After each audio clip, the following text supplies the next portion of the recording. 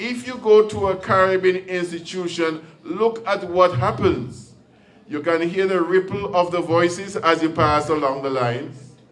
You can see people looking around, watching you from underneath, smiling with you and waiting to see if you would say hello. And we know that sometimes when people get a break from work, if it's half an hour, they want an hour. People want to come late, etc., etc. And this happens not only in Nevis and St. Kitts, but in the United States of America. And therefore, there lies a problem. There lies a problem of work ethic, hard work. So many of us claim that we were grandchildren of slaves and we finish with work. You cannot finish with work. Work just starts for you. If you're leaving school, work has just started for you. And we want to replace this excuse, this apology, with the idea that we and our children must work hard. Now tell me, who is to teach the child the virtue of hard work? It must be the parents. It must be the parents. I remember at the age of 10 or so, I will get up with my grandmother and go to milk the cow at 5 o'clock in the morning. She didn't tell me not to come.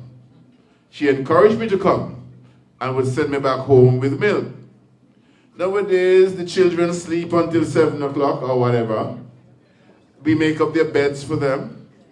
We even want to bathe them in the shower, and we make sure the breakfast is put on the table. They have no responsibility.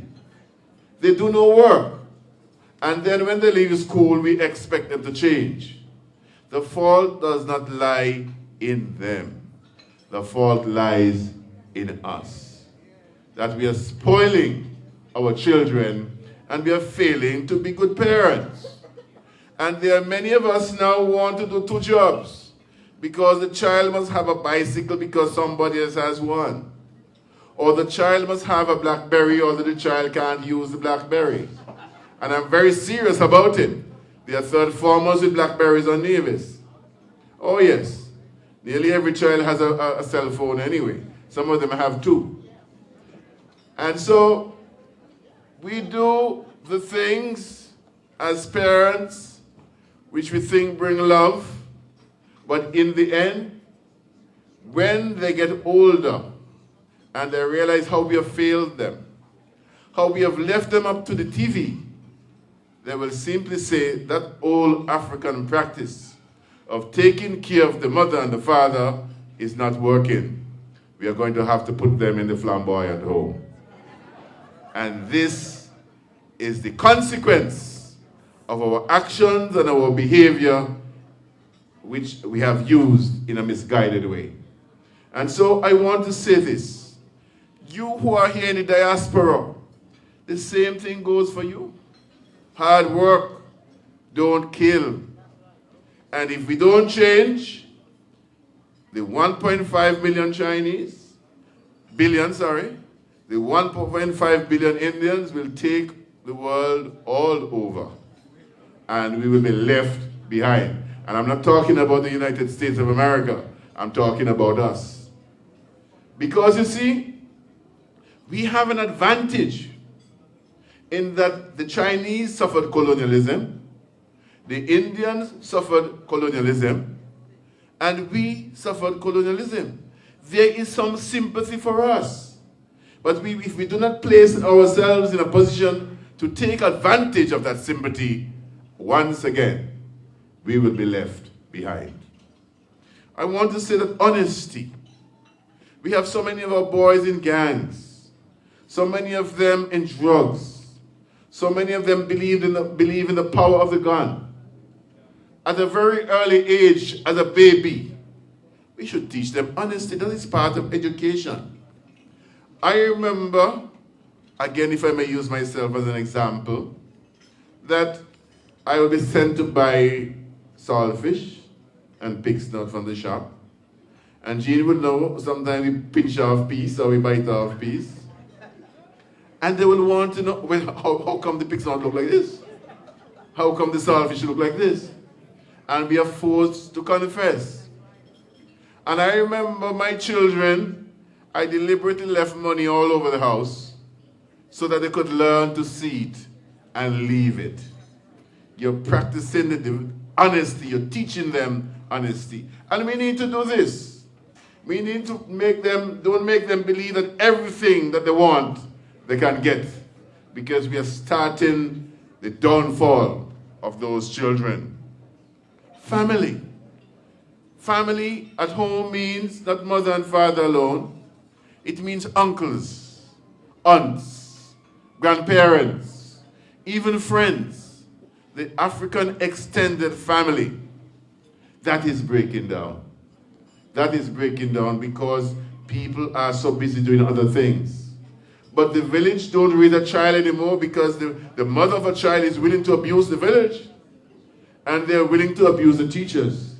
We need to teach not only the children, but the mothers and the fathers and the parents why they were successful in the past.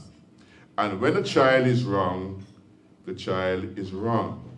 The child cannot be right and wrong at the same time.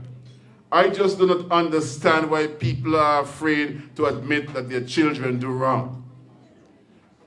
I have said that Prince Charles must have done wrong. I'm sure he did a pretty number of things pretty wrong. The Prime Minister here must have done wrong. Everybody must have done wrong. We are human beings.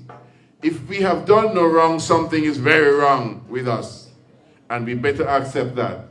But the human being has the capacity to change, to adjust, to know the difference between right and wrong, and to choose right over wrong, especially if they are brought up in the right environment, where certain principles are practiced.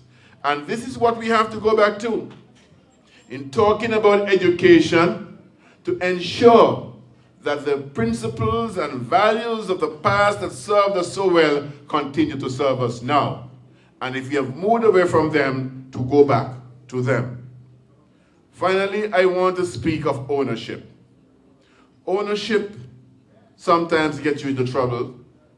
I understand that one of the problems of the last recession in the United States, that people wanted to buy property they could not pay for. And so that got them into trouble. And we always like to look at the house on the hill and wish that we could have a house like that. But we don't know what pains that person had in owning that house in the hill. And as some women say, the house hard to clean anyway. So it's better if you have a small house that you can clean than a big one that you can't clean and you don't have anybody to put in the beds anyway. And so we understand the importance of ownership.